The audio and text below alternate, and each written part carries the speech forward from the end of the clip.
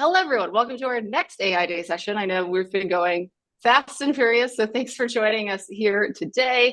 I'm here with Santiago, also known as Santi. He's the CEO of Momentum. We use Momentum. It's a great tool. We were just talking about how it's a great use case for pushing things into Salesforce. So ask him any questions. This will be a fun one. He'll do a demo as part of it so you can see what he actually means, not just like slides. So drop your questions in the chat and we'll get to them at the end. But without further ado, Santi, thanks so much for joining us and I'll let you take it away. Thank you, Amelia. Really appreciate it. It's always fun to be given a demo of Momentum at SaaStr Day, knowing that SaaStr is also a customer, so that's extra cool. First of all, hi, everyone. I'm Santi. I'm the CEO and co-founder of Momentum.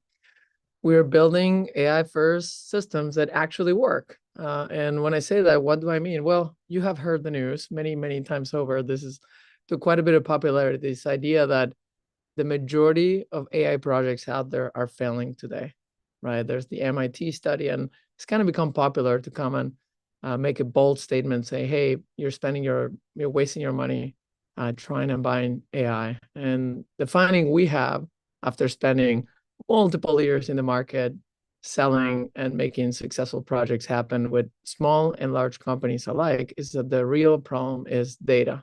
Now, let me tell you about data. I'm going to use a bit of an analogy. Bear with me here.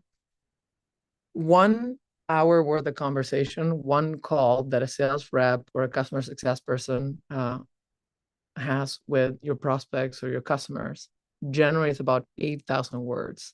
That is, if you were to transcribe every single word said, that's about 8,000 words. Now, on the very left, the note that they write down, usually, if you were to imagine in a physical way, that would be about 25 words. You know, some people don't capture anything. Some people are capturing 50 words. And that includes both notes and fields in the CRM. We looked at our own customers on this stat, and we calculated what is the average amount of output from a rep after they hang up from that hour worth of call is about 25 words. If you were to print it in a page, that's about the first line in one page. Now, let's extrapolate this. Let's take it to 100 reps. This is a mid-sized company, right? 100 reps working a whole year talking to customers. That's 4 hours a day of conversation per person. In those conversations, there's so much value. We're talking product feedback, competitive intel. You're able to coach the rep by seeing what's going on. You're able to better execute the deal and learn how to forecast it. All of that is flowing on those 8,000 words in an hour. And a team of 100 reps in 1 year are generating 1 billion words. That's about 2 million pages. So if you stack them on top of each other, that's as tall as the Washington Monument. That's 626 feet tall.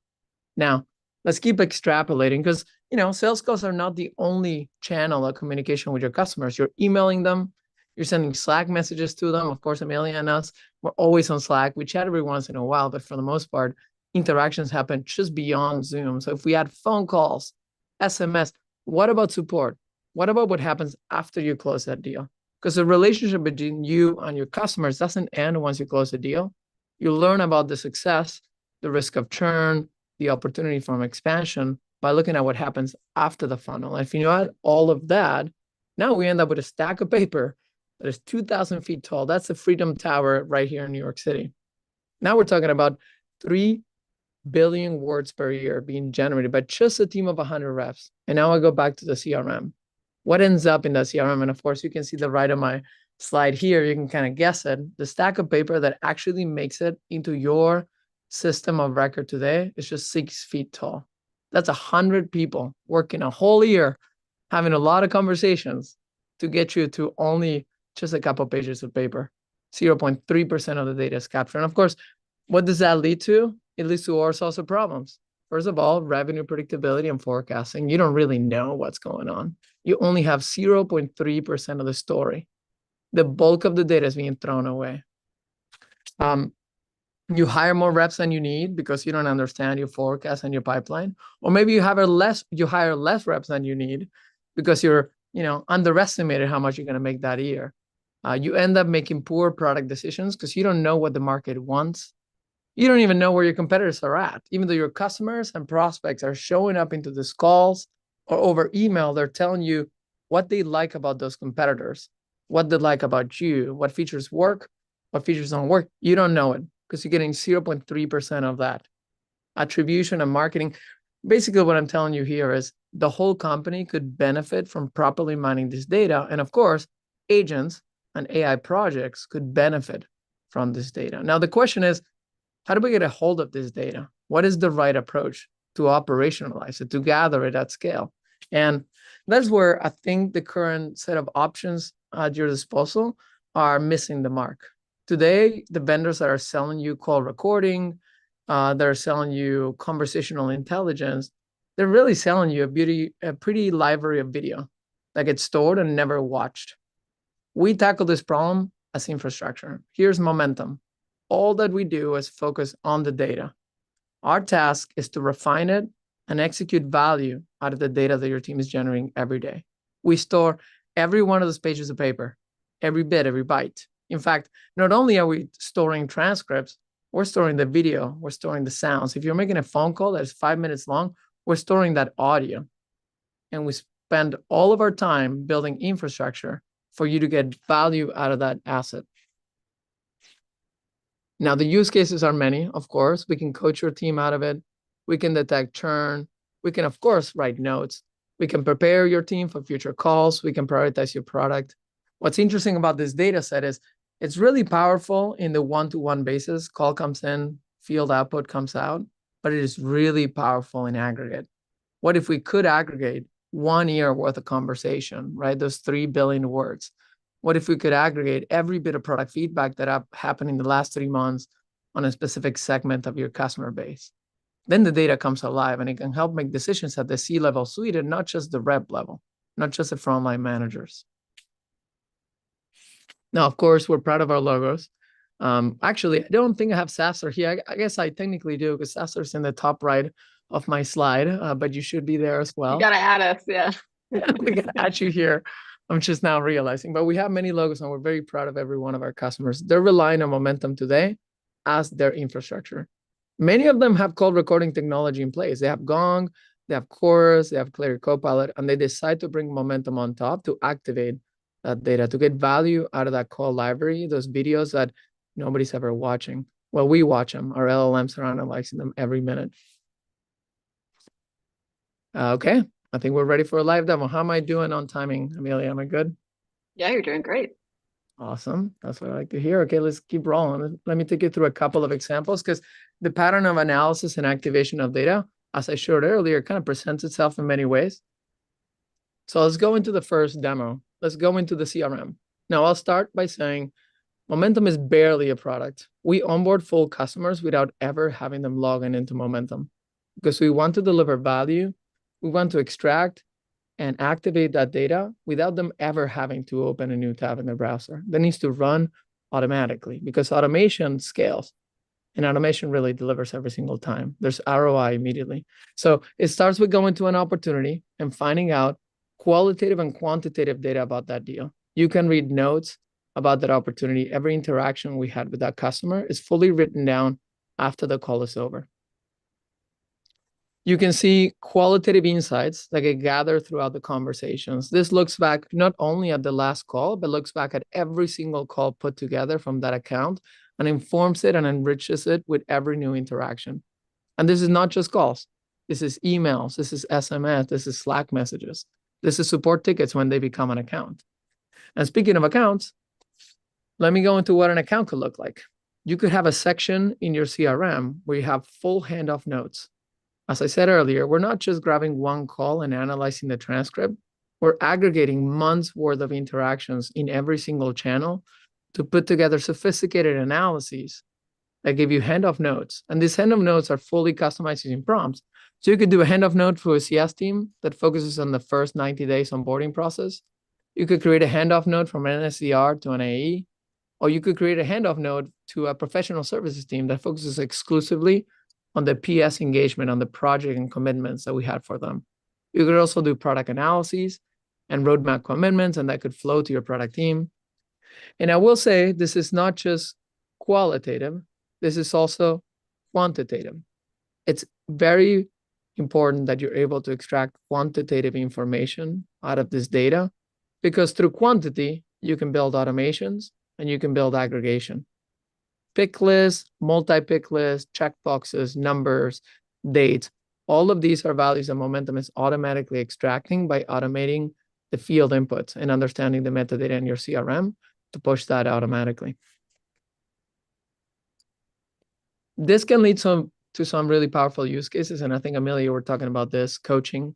This is our actual real coaching dashboard. We're looking at our own reps, and we have defined our own set of competencies.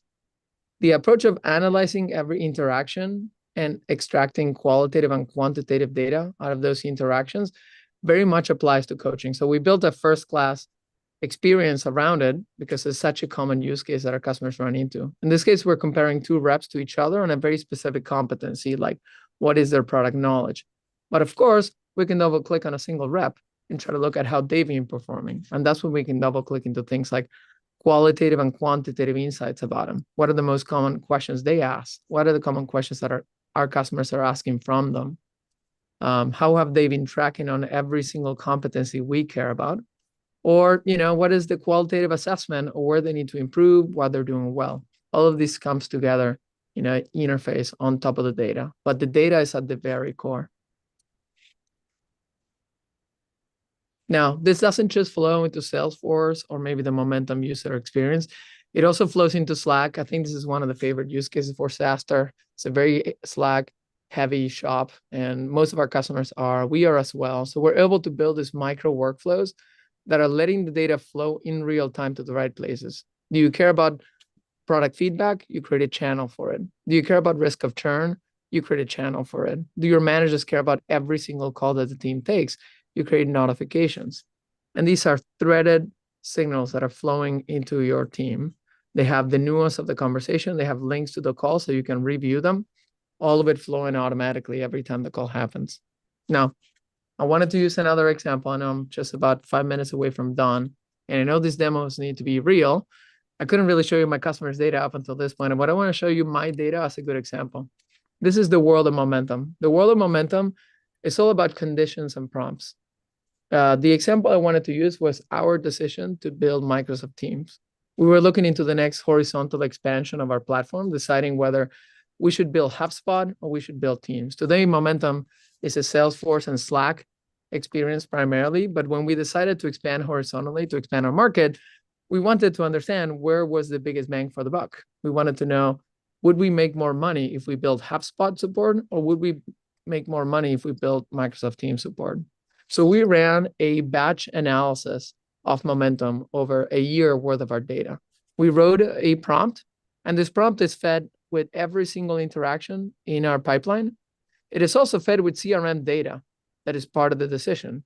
Then we can decide to analyze subsets of the data. In this case, we chose emails and calls alone. We selected the type of opportunities we wanted to look into, like every single stage in the funnel. Actually, we didn't look at building pipeline because that was too early in the funnel, but everything past that, we cared about those conversations. And then we decided to analyze pretty much everything that happened in 2025. That's 7 months worth of interactions. That extracted data backward. This allows you to get insights from fields and questions you never asked in the past.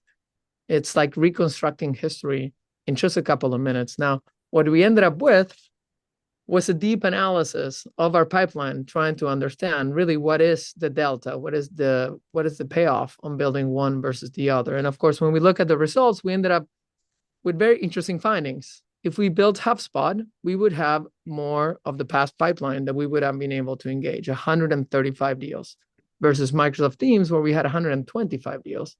Now, what's interesting about it is there was about $4 million worth of pipeline behind Microsoft Teams, but only $2 million worth of pipeline on HubSpot.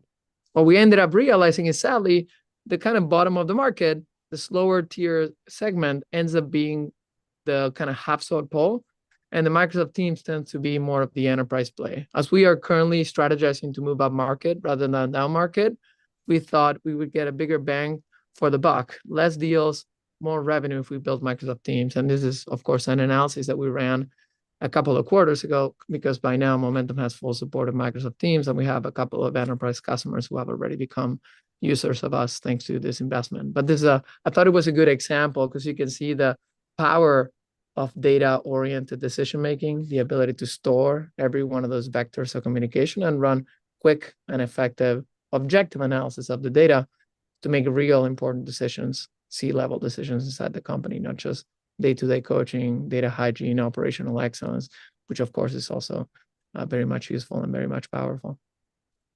Now, I'll go back to my deck. It's really about, in the end, automation and data. Agents are here, and data is the new bottleneck. Nobody is missing a piece of tech to build agents. Automations are all over the place. Of course, OpenAI now launched their own agent framework a couple of days ago. We have different technology that we use to build our own agents, but nobody needs more Workatos or Zapiers or OpenAIs or N8Ns. What people need is the data to feed to those agents. Great automations with poor context lead to really bad decisions and very poor execution. So that's my pitch. Go get data for yourself, not just buy another agent framework. Awesome. You've got some questions. There's a VC asking you for fundraising. I don't know if you want to answer that one. And then I've got some more related to the deck. If I got a customer for every time I get one of those emails, I wouldn't need to fundraise, I think. That's fun. Okay, so we've got a few questions here. Okay, I'll start with the first one from the live stream. Back to your earlier point, I think this was earlier in the presentation. You mentioned about 70 to 85% of all AI projects fail due to bad data. How does Momentum ensure data quality when processing, I think you said like 500 million words or something like that? What validation mechanisms do you have in place? So we have a very complex pipeline of analysis. This is where I think we kind of pull apart from your average DIY. I think your average DIY would be something like Gong, and then you mount Clay on top of it and you run some prompts and then you put that data somewhere. It could be a field, or it could be some Notion or Airtable. For this data to be trustworthy and aggregated at scale, first of all, it needs to be analyzed as a batch. You don't want to grab one call and try to extract an insight from that call alone. Every single call, every conversation your team is having with your customers is a sequence of past interactions. And the last transcript counts on a lot of assumptions and established context that comes from that past. So what we do is we actually grab everything that's relevant from every single interaction, every email, every SMS, every call, and run the analysis on that. And then, by the way, we've been doing this for 3 years, so we found so many patterns that you want to fight against, things like hallucinations or non-answers that your LLMs will give you. So we have a multi-tier validation layer. So we're having things like GPT 4.1 validating answers that GPT-5 is giving us, or maybe a Gemini 2.5 on another layer. So we're discarding things like non-answers or redundant answers or hallucination by just spending more money on tokens for the data to be higher quality. And then, by the way, a lot of these stuff, we do it at the intake time. It would become impossible to grab 1 year worth of interaction, then try to run a backwards analysis on every single one of those words. We're actually cleaning up and refining that data at the time of intake, and we store it cleaned up. So when you come into Momentum and say, what have been the 3 most common objections that I've seen in my business in the last 12 months? We don't go through all 8,000 words. We only go through the data set of objections that we gathered in our data set. So we are basically a data store that's purpose-built for this use case. Yep. And then another great question, and I think I had this question to your team when we were first getting set up, was when you write back this data to CRM, so you were showing Salesforce in the live demo, how do you handle any conflicts with existing, maybe potentially incorrect human data that's already in the CRM? So it depends on the customer and it depends on the use case. We have customers that are very bold and they go wild and they just immediately turn it on automatically. Momentum is highly configurable. So we allow you to do things like select a confirm to write. I think in this case, I was showing the demo. We have a drop down, and I think, Amelia, you ended up in cases like this. We can put full automation. We do automatic, yeah. We do automatic. What we end up finding, and we always advise our customers, is to go full automatic. For some of our customers, we've created dedicated renders of their CRM where they have a tab that is owned by Momentum. This, for example, is a tab that would be owned by Momentum, and all the data here is fully automatically captured. We can do fancy things. Like we could have a field that has a appended version of who is the economic buyer. So you would have the date and the name and the date and the date. So we're appending on top, and then we'd have one field that consolidates an intelligent answer by looking at that historical. So for example, many of our customers would have 4 or 5 different fields for every letter of MEDIC. They have the consolidated answer, they have the historical, they have a numeric assessment of how good of an answer they think it is, looking at both field values together. So we can be pretty flexible in this regard, and our customers, and depending on how bold and wild they want to be and how sophisticated the data set they want to collect, they can build it on top of the momentum framework. Awesome.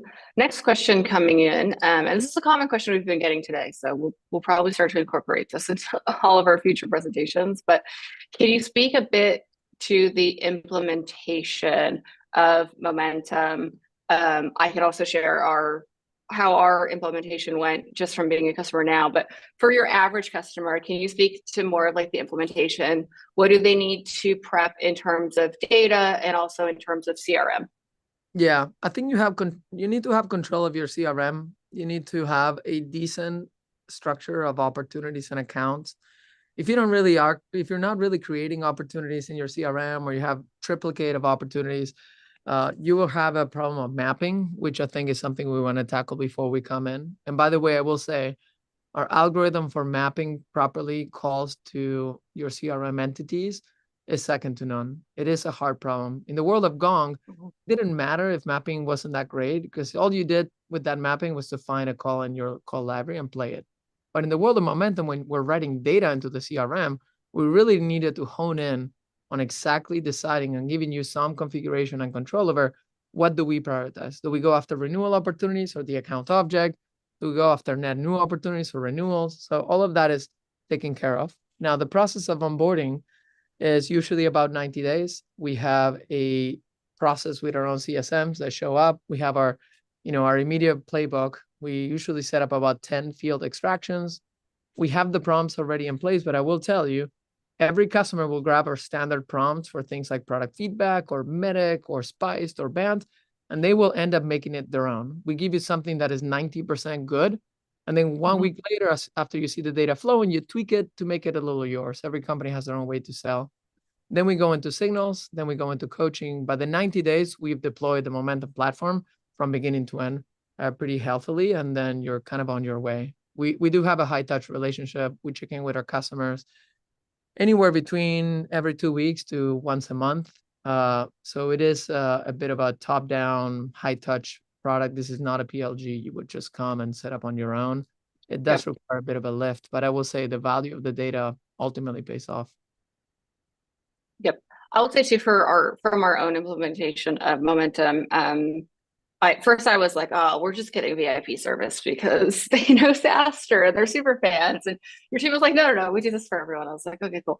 So yes, your team was very hands-on in like what we needed to do to get started, which I really appreciated, because we have at SaaStr, we have multiple agents, multiple AI tools, whether they're agents or not, like running. And so that was really helpful for us to have all the steps laid out. I think in the beginning we did like a once or twice a week call, and now we do like every couple of weeks, right? Like, so it does taper down, but it's not something, to your point, you can set and forget. It's not a PLG thing. I agree. Like, you do have to have the right buy-in and also the right person who can set this up, right? Which I know there's a related question about next, but yeah, just from our own implementation, it is something that you guys helped us with a lot. And things we saw from it were probably unsurprising, right? Like, we were like, okay, we actually don't have as much data in Salesforce as we should, right? Like, there is such this lapse of data we've had from it being hit or miss. Like, I would go into certain accounts that we were starting to look at, okay, if we're gonna roll in Momentum, how's that gonna affect all the accounts and the owners and all the data, all the things you've talked about.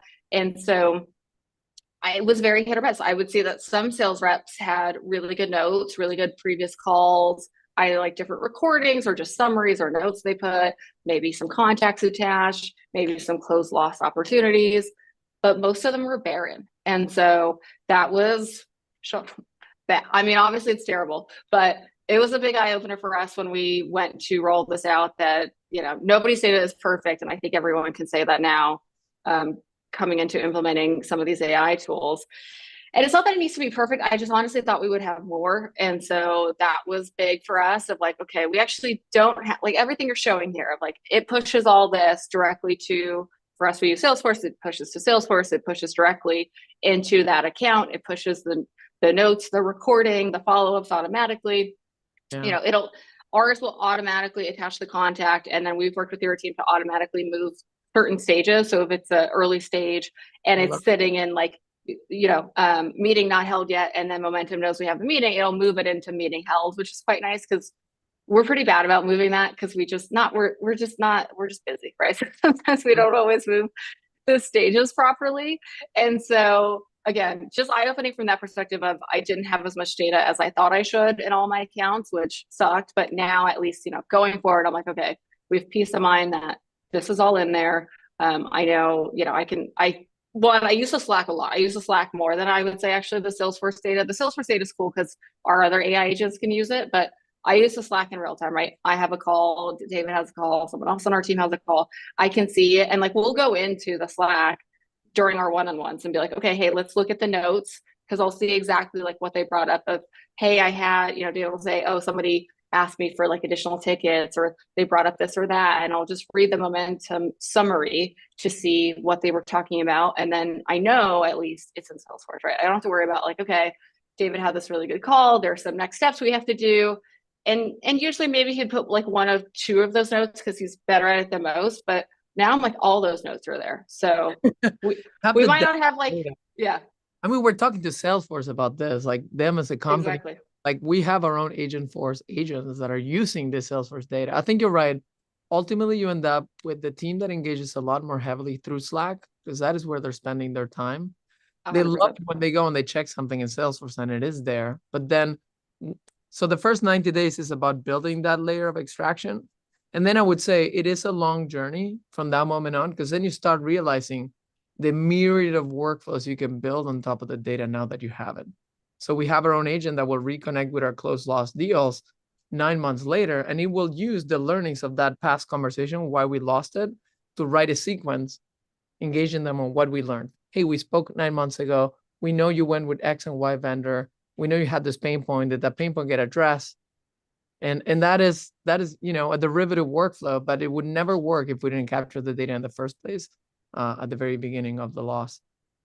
Yep. Yeah, and that's such a. It's kind of unrelated, but I do want to ask you actually because I know we're at time, but I just want to ask you real quick. You mentioned you have a Salesforce agent live. How are you? We just got ours live this week. How are you using yours? So mine, for example, is writing sequences and engaging with our AE team, doing all of these research into the data Momentum is placing in the fields to put together that re-engagement sequence for us to reach out. So pretty simple automation, reads a bunch of Salesforce fields. It uses their own playbook for re-engagement, and then it crafts a sequence for the right contact in that opportunity that we lost.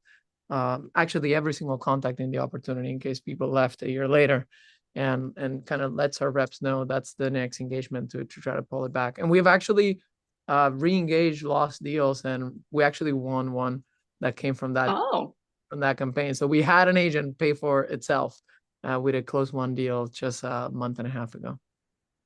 Okay. I'm not using ours for that, but that's a good use case. Yeah, as it turns out, warm outreach sequences are really good if your warm outreach is based on actual data you gathered at the time, right? You never want to say, hey, we spoke to you 9 months ago. You want to say, hey, 9 months ago, you told me this problem. Has that problem been addressed? Because we are better than ever at doing that now. Yep. Okay, last question, because you just mentioned I didn't know you guys were on Agentforce. That's cool. That's a good use case. Are there any other like AI tools you are an AI tool, but are there any other ones you're using for sales that you like? We use Clay. We love simplifying the enrichment in our CRM. I think of Momentum as a first-party data, right? We extract data from your own conversations, first-party, but all third-party today, we're doing it with Clay. It's cheap. It's pretty easy. We don't have to, deal with any stuffy data vendors to do all of that. I really like Ample Market for the cold outreach side of the aisle. Our team is using them for prospecting and sequencing. We're just a customer and not much more than that. So I got no allegiance other than the product works really well for our team of, today we have almost 40 SDRs in the organization. So it's a pretty high You got a scale lot. on top of it. Yeah. Yeah. No, that's thanks for indulging me. I just want with that, I know your team, Ashley, your co-founder, will be at SaaStr Annual in London. And then Jonathan threw your LinkedIn in the chat. But I know you guys are doing a bunch of stuff at Dreamforce, right? So how can folks see you next week? Yeah, we have a space outside Dreamforce. Just hit me up on email, santi@momentum.io.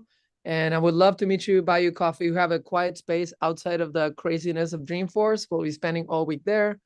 We're in San Francisco for the rest of the month and then coming back to New York City. So always happy to grab a coffee with somebody who's curious about this approach, even if it's a VC and, want to talk about a fundraise, who knows?